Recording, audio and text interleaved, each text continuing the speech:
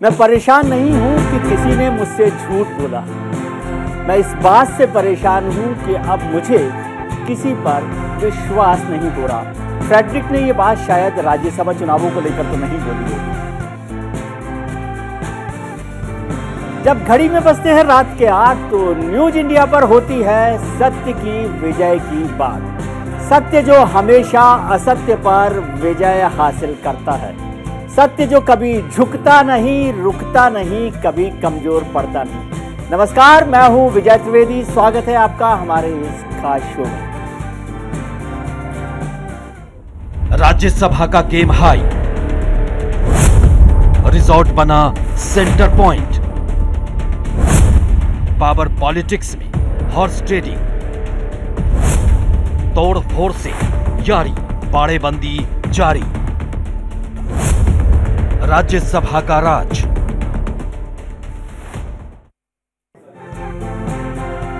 भारत के संविधान निर्माता चाहते थे कि राज्यसभा में लोकसभा की तुलना में ज्यादा अनुभवी प्रख्यात व्यक्ति आए, जो चुनाव लड़ना नहीं लेकिन अपने ज्ञान के कारण, अपनी व्यवस्था के कारण वाद विवाद में भाग लेना चाहते हों।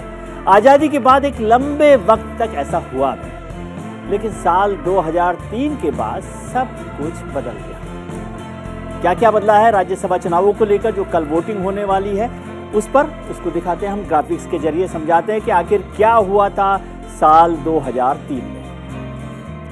जनप्रतिनिधित्व अधिनियम में जो कानून है उसमें संशोधन हुआ, रिप्रेजेंटेटिव ऑफ पीपल्स एक्ट जिसे कहा जाता है आरपीए। उसमें राज्यसभा में नियम बदल दिया गया, और बदला नियम तो तस्वीर बदल गई। 2003 में एनडीए सरकार थी और उस वक्त ये महत्वपूर्ण संशोधन किया गया इस कानून के अंदर, जो राज्यसभा चुनावों के लिए आपको एक बड़ी तस्वीर दिखाता है। ये जो बदलाव था, इससे राज्यसभा के लिए उम्मीदवारों को, पॉलिटिकल लीडर्स को बड़ी राहत मिली। इसमें बदलाव किया गया कि राज्यसभा के उम्मीदवारों के लिए एक बड़ी राहत दी गई, और उसमें बदलाव ये किया गया कि उम्मीदवार के राज्य का मूल निवासी होने की जो वैधता थी वो खत्म हो गई। पहले ये नियम था राज्यसभा में, राज्यसभा एक्चुअली जब बनी थी, संविधान में जब इसकी परिकल्पना की गई थी, तो उस समय सोचा गया था कि राज्यों के जो बेहतर लोग हैं उनका प्रतिनिधित्व राज्यसभा में मिले, क्योंकि लोकसभा के चुनाव के वक्त लोकसभा में कहीं से भी कोई उम्मीदवार बन सकता था, लेकिन राज्यों में ऐसा मौका मिलेगा कि उनके लोग राज्यसभा पहुंचे, तो उसमें राज्य का नागरिक होना उसके लिए जरूरी था। इस वैधता को खत्म कर दिया गया 2003 में। उम्मीदवार को किसी भी राज्य से राज्यसभा चुनने की छूट मिल गई इस कानून के बाद में। फिर 2006 में अदालत ने सरकार के फैसले पर मोहर लगा दी, तो उसके बाद से ये कानून पूरी तरह से बदल गया, और उसी के साथ बदल गई राज्यसभा की तस्वीर। अगर एक नेता के मन की आवाज को सुना जाए, अगर बाहरी लोगों को राज्यसभा का टिकट दिया जाएगा, तो हमारे लोगों के अपने राज्यों से वरिष्ठ राजनेताओं को भी राज्यसभा में भेजने के सीमित अवसर भी खो दिए जाएंगे, नहीं मिल पाएगा। उनमें से काफ़ी नेता उस राज्य की भाषा भी नहीं जानते, संस्कृति नहीं जानते, जहां से भी राज्यसभा के लिए चुनकर आ रहे हैं। कर्नाटक और तमिलनाडु को ही लें, दोनों राज्यों के बीच कावेरी नदी के जल के बंटवारे को लेकर विवाद चल रहा है। क्या कोई व्यक्ति जो कर्नाटक का निवासी है वो तमिलनाडु के हितों को बेहतर ढंग से प्रतिनिधित्व कर सकता है, नुमाइंदगी कर सकता है? ऐसे में जरा आप सोचिए, 12 नामांकित सदस्यों के अलावा बाकी सभी 250 सदस्य एक ही राज्य या एक ही शहर से आ जाए, तो आप हैरान मत होइएगा। और कहाँ चुनाव, घर कहाँ, चुनाव कहाँ? देखेंगे हम कि अभी जो चुनाव हो रहे हैं, कल जो वोट होने वाले हैं, उसमें कुछ लोगों के घर कहाँ पर हैं और चुनाव वो कहाँ से लड़ रहे हैं। निर्मला सीतारमण हैं, मोदी सरकार में, मौजूदा सरकार में वित्त मंत्री हैं, केंद्रीय मंत्री हैं। उनका घर तो आंध्र प्रदेश में बताया जाता है, लेकिन वो चुनाव लड़ रही हैं कर्नाटक से चुनाव लड़ रही हैं।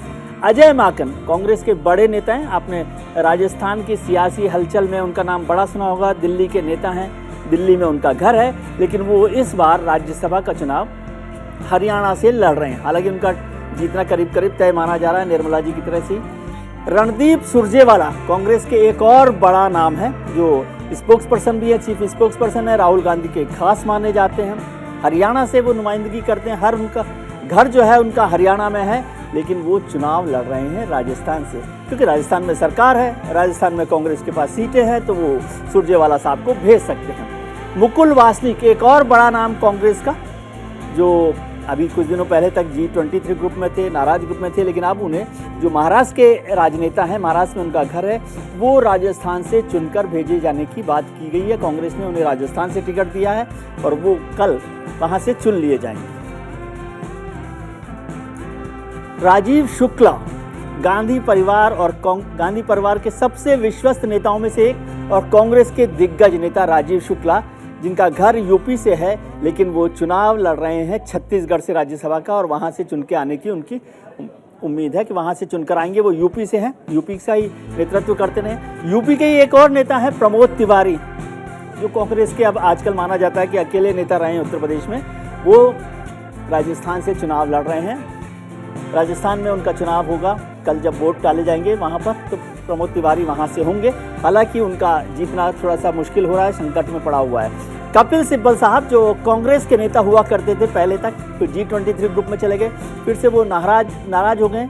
उनका घर तो दिल्ली में है, लेकिन वो चुनाव यूपी से लड़ रहे हैं। हालांकि अभी उन्होंने समाजवादी पार्टी ज्वाइन नहीं किया औपचारिक तौर पर, लेकिन समाजवादी पार्टी के भरोसे वो राज्यसभा में पहुंचना चाहते हैं। इमरान प्रतापगढ़ी भी, उनका घर यूपी में है, लेकिन वो महाराष्ट्र से चुनाव लड़ रहे हैं। यूपी के नेता माने जाते हैं इमरान प्रतापगढ़ी, और वो महाराष्ट्र से चुनाव लड़ रहे हैं।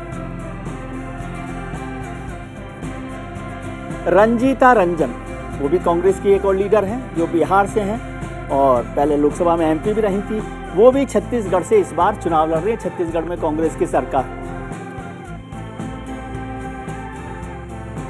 राज्यसभा चुनावों को लेकर सियासी मैदान में उथल पुथल मची हुई है। एक राज्य के नेता दूसरे राज्य में चले गए हैं। तमाम पार्टी राज्यसभा में वोट बैंक मजबूत करने के लिए नेताओं को रिझाने में लगे हैं। इसी को लेकर सियासी मैदान से आई कुछ नेताओं के रिएक्शंस हम आपको सुनाते हैं।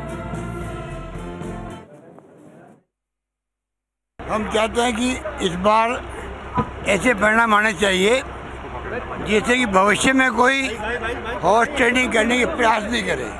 ये बड़ा मानना है, क्योंकि परंपरा डाली बीजेपी वाले हॉर्स ट्रेडिंग की।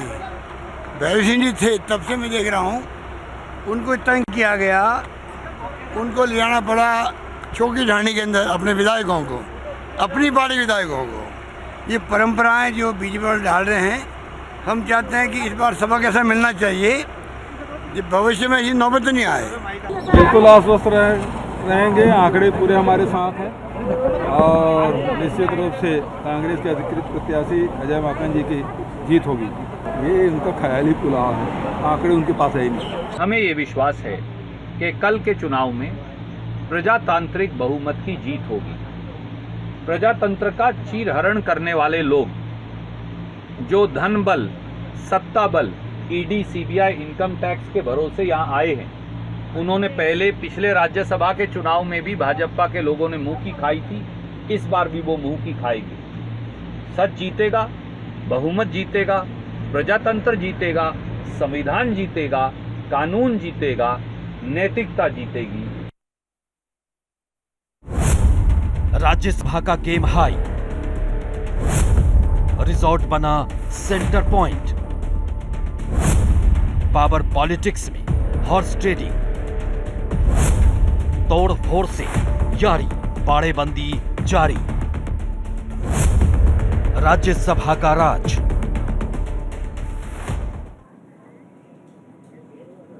राज्यसभा चुनावों पर चर्चा करेंगे। आज के खास मेहमानों से आपको रूबरू करवाएं, इससे पहले आपको दिखाते हैं आज के पोल का सवाल। हमारे आज के पोल का सवाल है कि क्या राज्यसभा का चुनाव पैसा, पावर और पॉलिटिक्स का कॉकटेल है? क्या राज्यसभा का चुनाव पैसा, पावर और पॉलिटिक्स का कॉकटेल है? इस पर आप हमें अपनी राय दे सकते हैं हमारे ट्विटर हैंडल @newsindia247 पर। आप ट्वीट करके भी हमें अपनी राय दे सकते हैं, जो हम बताएंगे, और शो के आखिर में आपकी राय से नतीजा बताएंगे। आज इसी मुद्दे पर चर्चा करने के लिए हमारे साथ जुड़ गए हैं भारतीय जनता पार्टी के राज्यसभा से सांसद नरेश बंसल साहब। बंसल साहब, आपका बहुत बहुत स्वागत है नमस्कार 24/7 पर। नमस्कार। आप बहुत व्यस्त होंगे सर, कहाँ कहाँ आपके पास इंतजाम है राज्यसभा के लिए विधायकों को इंतजाम करवाने का? किस रिजॉर्ट की, किस होटल की, किस तरह की जिम्मेदारी आपको मिली हुई है? नहीं, मैं तो आप जानते ही हैं कि उत्तराखंड से भारतीय जनता पार्टी का जी, राज्यसभा सांसद हूँ मैं और जानता हूं। उत्तराखंड में ऐसा कुछ नहीं हो रहा है। मुझे नहीं मालूम कि आपकी जानकारी किस प्रकार से है। ना कोई विधायकों को रखने की बात है, ना कोई रिजॉर्ट बुक है। सब विधायक पार्टी के हैं, पार्टी के अनुसार, पार्टी के निर्णय से बंधे हुए हैं, उसके अनुसार काम करेंगे। और आज पूर्व संध्या है, कल सबका पता लग जाएगा, आपके सामने वोटिंग होगा कल। जी। तो आपको क्या लग रहा है, कुछ जगह परेशानी हो रही है राजस्थान में? भारतीय जनता पार्टी को अपने समर्थित कैंडिडेट को जिताने में मुश्किल हो रही है? कहीं आपने प्रशिक्षण शिविर में भेज दिया है, ट्रेनिंग कैंप में बीजेपी के एमएलएज को? क्या है सर? आपने तो खुद ने इलेक्शन लड़ा है राज्यसभा का। भारतीय जनता पार्टी एक कैडर बेस्ड पार्टी, मैं बता रहा हूं ना कि Bharatiya Janata party cadre based party है जी। इसलिए प्रशिक्षण हर स्तर पर होते रहते हैं। हमारे यहाँ मंडल से लेकर के और केंद्र तक और पार्षद से लेकर के एमपी तक सबके प्रशिक्षण होते रहते हैं। इसलिए प्रशिक्षण केंद्र में जाना कोई अचरज की चीज़ नहीं है। राज्यसभा चुनाव की पार्टी को कहीं पर भी जीतने में कोई दिक्कत नहीं है। जो जगह जगह कोई उदयपुर ले गए, कहीं जयपुर से उठा करके, उनके सामने कुछ दिक्कतें होंगी, वो महसूस कर रहे होंगे ऐसी कोई दिक्कतें, उनको अपने विधायक बचाने पड़ रहे होंगे। भारतीय जनता पार्टी के पास अपने विधायक जिता करके अधिक वोट हैं, एक्सेस वोट हैं, जो हम अन्य को दे रहे हैं। तो वो बंसल साहब से ही तो डर रहे होंगे सर, जो लोग उदयपुर लेकर गए हैं या रायपुर लेकर गए हैं, उनको डर होगा कि बंसल साहब पकड़ ना लें कुछ एमएलएज को, उनके अपने खेमे में ना ले आए अपने। नहीं, वो बंसल साहब से नहीं डर रहे, वो आपस में, उनमें आपस में विश्वास का संकट है। बंसल साहब से नहीं वो डर रहे, आपस में उनका विश्वास का संकट है। सर, आपने खुद ने आप राज्यसभा सांसद हैं, पार्टी में लंबे समय से काम कर रहे हैं। क्या आपको लगता है कि राज्यसभा चुनाव आसानी से जीते ही नहीं जा सकते बिना पावर, बिना पैसा, बिना कॉकटेल पार्टी? ऐसा है क्या? मुझे समझ नहीं आता क्या चक्कर है। नहीं, ऐसा कुछ नहीं है। आपने अभी देखा है 57 सीटों के चुनाव में केवल 16 सीटों पर चुनाव हो रहा है, 41 तो निर्विरोध हो गए हैं। हाँ, वो तो टोटल वोट जितने हैं आपके पास उससे 41। इसलिए ये कहना गलत है कि मनी पावर और उसका कोई रोल है। हाँ, तो फिर ये 16 सीटों के लिए इतनी मार क्यों हो रही है? अब होता है ना, मुझे लगता है कि मेरी पार्टी के पास 31 वोट है, मुझे 32 चाहिए। मेरे को दूसरे लोग कहते हैं कि आपका जीतेगा, उस तरह से करते हैं। हर पार्टी अपना प्रयास करती है जी। तो किसी के तीन सीट बैठती है, वो चौथे पर भी लड़ा रही है जी। तो संघर्ष तो होगा ही ना। नहीं, तो वही मैं समझना चाहता हूँ कि राज्यसभा का जो चुनाव है वो तो ओपन बैलेट इलेक्शन है ना सर। उसका मतलब है आपने विप भी जारी किया, तो ओपन बैलेट है, लेकिन सबके पास बैलेट सही है ना। नहीं, आपकी पार्टी का जो एमएलए होगा वही आपकी पार्टी के कैंडिडेट को वोट देगा। तो फिर जब आपके पास वोट कम है तो आपकी पार्टी का उम्मीदवार कैसे जीतेगा? ये थोड़ा सा मुझे समझाइए ना, मैं ये जानता नहीं, मेरे को समझना है कि राज्यसभा में वोट नहीं होते तो जीत कैसे जाते? आप कौन सी सीट पर कह रहे हैं कि आप कौन सी सीट पर कह रहे हैं कि हमारी पार्टी के पास वोट कम है? नहीं, जो अतिरिक्त वोट है वो दिए हैं, हाँ, अब वो अपने आप देखेगा उसको मिलेंगे कि नहीं मिलेंगे। अच्छा, तो आप उसकी जिम्मेदारी नहीं ले रहे हैं, जो लोग अतिरिक्त जीतेंगे, अतिरिक्त वोट आपने दे दिए हैं खाली, ऐसा समझो? नहीं, हमारी उसमें काहे की जिम्मेदारी है जी। हमने अपने वोट दिए हैं, आखिर लोकतंत्र में किसी को तो अपने वोट देना है ना। सभी विधायक वोट देंगे सर, इसको प्रजातंत्र है जी, बिल्कुल ठीक बात है। एक चीज़ और समझना चाहता हूं आपसे कि ये जो ओपन बैलेट का सिस्टम है कि एमएलए जो है अपनी पार्टी के एजेंट को टिकट वोट बताकर दे या देने के बाद बताए कि भाई ये वोट मैं दे रहा हूं, मोहर लगा दी है, नंबर लिख दिया है, इसको आप ठीक मानते हैं कि ये तो डेमोक्रेटिक सिस्टम नहीं है ना? ओपन बैलेट तो वोट तो सीक्रेट होना चाहिए। देखिए, कोई एक बात आप समझिए, कोई भी चीज़ कानून के बाहर नहीं है जी। और कानून जो भी बना है वो पार्लियामेंट और राज्यसभा में बना है जी। वो चुने हुए सांसदों ने ही बनाया है जी। इसलिए उस पर कोई इस प्रकार की टिप्पणी करना मैं समझता हूं कि ये तर्कसंगत नहीं है। जी बिल्कुल ठीक बात है। मैं आपके पास लौटता हूँ, एक ग्राफिक्स हम लोग देख लेते हैं, फिर हमारे एक और ख़ास मेहमान संजय कुमार जी हमारे साथ जुड़ गए हैं, जो CSDS के मुखिया भी हैं और हिंदुस्तान की राजनीति को और ख़ासतौर से चुनावी राजनीति को बेहतरीन तरीके से समझते हैं। राज्यसभा की इनसाइड स्टोरी समझने के लिए आपको समझना पड़ेगा कि राज्य के नेताओं को नेतृत्व मिलना बंद हुआ है, बाहरी लोगों को टिकट मिल रहा है। आजकल ज़्यादातर पार्टियां बाहरी लोगों को टिकट दे रही हैं, तो कुछ सवाल होता है कि सदन में उस विशिष्ट भूमिका को निभाने में वो विफल रहते हैं। उत्तर भारत का राजनेता जो है दक्षिण भारत में कैसे करेगा, 2 राज्यों में जहाँ पर विवाद है वहाँ किस तरह से होगा, और उसी की वजह से राज्यों और केंद्र के बीच के आदर्श संतुलन भी बिगड़ रहा है, 2 राज्यों के बीच में भी झगड़े बढ़ रहे हैं। इस सब पर भी हम लोग चर्चा करेंगे कि किस तरह से बात हो रही है। संजय जी, आपका बहुत बहुत स्वागत है। सर, आपके पास बहुत ज्ञान है हिंदुस्तान की राजनीति का भी और चुनावों का भी। पहले तो मुझे ये समझाइए सर कि ये जो संशोधन हुआ 2003 में RPA में, इसका क्या फ़ायदा हुआ? ये क्या तर्क संगत आपको लगता है? मतलब कानून ने बना दिया, संसद ने बना दिया, वो तो ठीक है, लेकिन एक लॉजिकल बात भी मैं आपसे समझना चाहता हूँ। नहीं विजय जी, मुझे नहीं लगता है कि तर्क संगत है, क्योंकि जब हम सारे चुनाव सीक्रेट बैलेट से करते हैं तो ये सीक्रेट बैलेट ही इसमें भी होना चाहिए, कोई अपवाद होने की कोई वजह नहीं है। मुझे नहीं लगता कि कोई मुझे आज तक समझा पाया कि क्यों ज़रूरी है कि ये ओपन बैलेट से राज्यसभा के चुनाव हो। जब सारे चुनाव सीक्रेट बैलेट से होते हैं, इसमें भी सीक्रेट बैलेट होना चाहिए। डेमोक्रेटिक सिस्टम तो ये डिमांड करता है ना कि सीक्रेट बैलेट होना चाहिए। बिल्कुल बिल्कुल, मैं तो इस बात से सहमत हूँ कि डेमोक्रेटिक सेटअप में जब आप कहते हैं कि हर व्यक्ति को अपने वोट देने का अधिकार है, और अधिकार है वो अपनी विवेक से, अपने पसंद से वोट डालेगा, चाहे वो लोकसभा का चुनाव हो, चाहे राज्यसभा का चुनाव हो, चाहे कोई स्टूडेंट यूनियन का चुनाव हो, हर चुनाव में सीक्रेट बैलेट की आवश्यकता होनी चाहिए। सिर्फ राज्यसभा का चुनाव एक अपवाद है, मुझे समझ नहीं आता ये इसको अपवाद क्यों बनाया गया। जी, एक सर ये जो महत्वपूर्ण बदलाव हुआ NDA गवर्नमेंट के वक्त में रिप्रेजेंटेटिव्स ऑफ पीपल्स एक्ट में, जिसमें राज्य का जो मूल नागरिक होने की बाध्यता थी, कंपल्शन था, वो खत्म कर दिया गया। क्या आपको नहीं लगता कि इससे पूरी राज्यसभा का जो संविधान में चर्चा की गई थी या सोच बनाई गई थी, वो स्ट्रक्चर खत्म हो गया, बदल गया? नहीं, बिल्कुल, आपने प्रश्न भी पूछा और जवाब भी उसके साथ ही साथ है। जिस अवधारणा से, जिस सोच से राज्यसभा का गठन किया गया था संविधान में कि भाई राज्यों का रिप्रेजेंटेशन, ऐसे लोगों को राज्यों का रिप्रेजेंटेशन होना चाहिए, लेकिन वो अब नहीं है। आप देखिए अभी जो कल जहां वोट पड़ेंगे वहां क्या हो रहा है। जो व्यक्ति हरियाणा से है वो चुनाव राजस्थान से लड़ रहा है, जो व्यक्ति महाराष्ट्र से है वो राजस्थान से चुनाव लड़ रहा है, तमाम ऐसे लोग, दिल्ली के व्यक्ति यूपी से चुनाव लड़ रहे हैं, यूपी का बंदा यूपी का नेता राजस्थान से चुनाव लड़ रहे हैं। कुछ तो पार्टी की मजबूरियां हैं। मैं समझ सकता हूं कि अगर किसी पार्टी के उम्मीदवार के पास एक राज्य में MLA नहीं है, तब वो अपने उम्मीदवार को दूसरे राज्य से चुनाव लड़ाते हैं।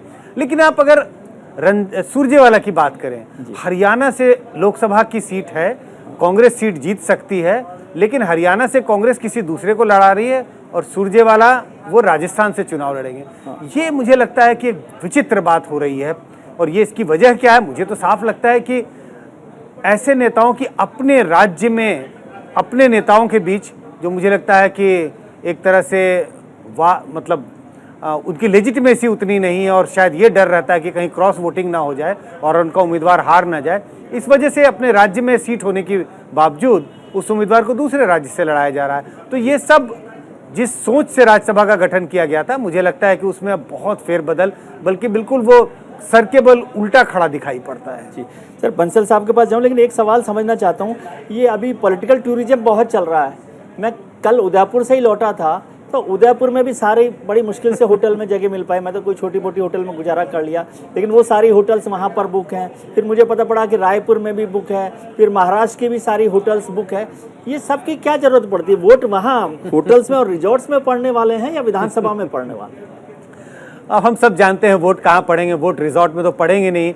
लेकिन पता नहीं है पार्टियों को क्यों लगता है कि अगर आप उन्होंने पिछले वोट डालने के 5 दिन 7 दिन पहले अगर आपने कैद कर रखा है तो आपका उन पर कंट्रोल बना रहेगा। पार्टियों को ये समझना चाहिए कि अगर किसी व्यक्ति ने तय कर लिया है कि वोट एक खास पार्टी या खास उम्मीदवार को देगा, भले ही आप उसको रिसोर्ट में 5 दिन रख लें, 10 दिन रख लें, वोट डालने के दिन तो वो अपना मन बदल सकता है। लेकिन शायद पार्टियों को इस बात का भरोसा रहता है कि अगर अपने MLAs को अपने साथ रखा है तो कहते हैं उस पर एक्सटर्नल इन्फ्लुएंस नहीं होगा, दूसरी पार्टियां उन पर दबाव नहीं डाल सकेंगी, उन्हें प्रलोभन नहीं दे पाएंगे। इस वजह से ये जो पूरा पॉलिटिकल टूरिज्म का दौर चल पड़ा है, चाहे आप राजस्थान की बात करें, छत्तीसगढ़ की बात करें, और आपको याद होगा विजय जी, ये सब कर्नाटका में बड़े जोर से शुरू हुआ।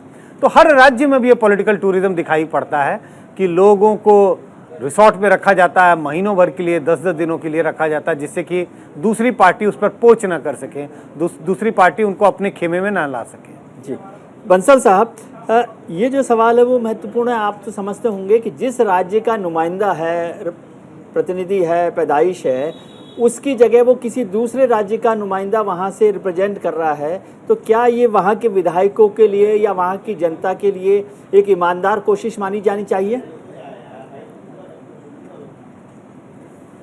देखिए, अभी संजय जी बहुत अनुभवी हैं, उन्होंने भी अभी आपके सामने जो कहा है, मैं उससे पूरी तरह सहमत हूँ कि जिस दल के पास उस राज्य में जहाँ से वो उनका जिस नेता को लाना चाहते हैं, वो जिस राज्य से बिलोंग करता है, वहाँ पर अगर एमएलए नहीं है तो मजबूरन दूसरे राज्य से ला सकते हैं। जैसे निर्मला सीतारमण जी कर्नाटक से आ रही हैं जी, लेकिन बाकी हमने कहीं पर भी, मैं समझता हूँ कि कांग्रेस ने इन सब चीज़ों को तोड़ा है। अभी सारे उदाहरण आए हैं कि अजय माकन जी हरियाणा से लड़ रहे हैं, हरियाणा वाले राजस्थान से लड़ रहे हैं, उत्तर प्रदेश वाले राजस्थान से लड़ रहे हैं, कोई भी चाहे राजस्थान हो, छत्तीसगढ़ हो, वहाँ का नहीं लड़ रहा, सब बाहर के लड़ रहे हैं। ये कहीं ना कहीं आपस के, उनके जो वहाँ के नेता हैं उनमें आपस के विश्वास का संकट है, और इसीलिए रिजोर्टों के अंदर रखे जा रहे हैं।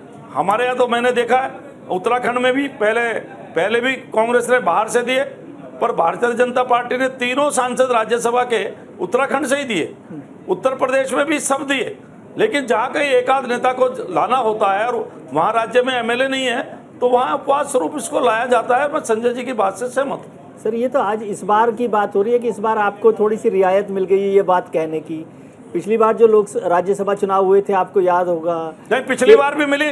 केरल के मंत्री जी को आपने राजस्थान से भेजा, किसको गुजरात से भेजा, किसको मध्य प्रदेश से भेजा। सर सारी कहानी आपको तो याद ही है।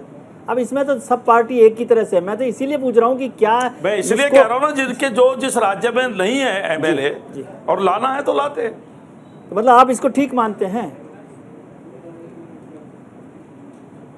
नहीं, मैंने क्या बताया, जहां मजबूरी है उस राज्य में हमारे एमएलए नहीं है और वो नेता हमारे काम के हैं, सेंटर में मिनिस्टर हैं या कुछ है, उनको लाना जरूरी है तो लाते हैं।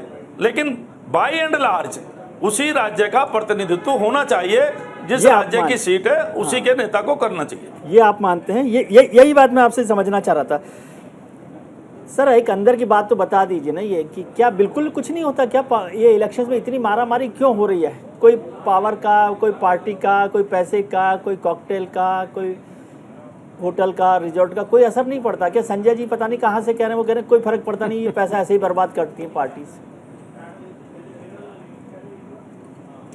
अब मुझे नहीं लगता, बाकी तो जहाँ ना पहुँचे रवि वहाँ पहुँचे, कभी जहाँ ना पहुँचे कभी वहाँ पहुँचे, पत्रकार आपको ज़्यादा पता है। सर आपसे समझना चाह रहा हूँ मैं तो, कि आप इतने अनुभवी लोगों में से हैं, तो मैंने कहा कुछ समझ में आ जाएगा मुझे। नहीं, मैं तो राज्यसभा में गया हूँ, मैंने तो कभी किसी को एक कप चाय भी नहीं पिलाई। जी, ये बात नहीं, आपने नहीं पिलाई, लेकिन आपको अंदर की बात तो पता मुझे है। नहीं मालूम मनी पावर गेम क्या होता है। अच्छा, चलिए बहुत बहुत शुक्रिया सर आपका कि आपने समय दिया हमारे लिए, न्यूज इंडिया के लिए बहुत शुक्रिया आपका। राज्यसभा चुनावों से पहले हॉर्स ट्रेडिंग का दौर चल रहा है। हर विधायक डील करने में लगा है, जिसका जैसा कद उसका वैसा दाम, ऐसा कहा जाता है। इन सब के बीच सियासी पार्टियों की सांसें भी ऊपर नीचे हो रही हैं। वजह है क्रॉस वोटिंग, क्योंकि एक भी वोट इधर से उधर हुआ तो खेल बिगड़ जाएगा। राजस्थान में भी कल वोटिंग होनी है, लेकिन एक हफ्ते पहले से ही विधायकों को 5 स्टार रिसोर्ट्स और होटल में ऐश कराए जा रहे हैं, रोका जा रहा है। आइए आपको दिखा दें कि कांग्रेस और बीजेपी ने क्या क्या इंतजाम किए। राजस्थान में वोटिंग से पहले बाड़ेबंदी करके क्या किया है, कांग्रेस अपने हर विधायक को वीआईपी ट्रीटमेंट दे रही है। उदयपुर के ताज अरावली रिजॉर्ट एंड स्पा में विधायकों को रखा गया। विधायकों, मंत्रियों, वरिष्ठ नेताओं में से 150 कमरे बुक किए गए उनके लिए, और हर कमरे का हर दिन का किराया 25 से 78,000 रुपये प्रतिदिन का बताया जाता है। एक विधायक का रहने, हर दिन का और खाने का खर्चा 20,000 रुपये। कांग्रेस की बाड़ेबंदी पर हर दिन करीब 30 लाख रुपए खर्च हो रहे हैं। बीजेपी ने प्रशिक्षण शिविर के नाम पर भी एक बाड़ेबंदी की है। जी जी, अब वक्त है एक ब्रेक का। ब्रेक पर जाएं उससे पहले आपको आज के पोल का सवाल दिखाते हैं। आज के पोल का हमारा सवाल है कि क्या राज्यसभा का चुनाव पैसा, पावर और पॉलिटिक्स का कॉकटेल है? आप हमें अपनी राय भेज सकते हैं हमारे ट्विटर हैंडल @newsindia24/7 पर ट्वीट करके भी अपनी राय दे सकते हैं। ब्रेक के बाद चर्चा करेंगे इसी मुद्दे पर, राज्यसभा पर। हमारे साथ कांग्रेस के सांसद नासिर हुसैन साहब भी जुड़ जाएंगे, संजय कुमार साहब भी हमारे साथ हैं, इसलिए कहीं मत जाइए। राज्यसभा का राज क्या है ये हम बताएंगे, तुरंत लौट कर आते हैं। राज्यसभा का गेम हाई, रिजॉर्ट बना सेंटर पॉइंट, पावर पॉलिटिक्स में हॉर्स ट्रेडिंग, तोड़ फोड़ से यारी, बाड़ेबंदी जारी। राज्यसभा का राज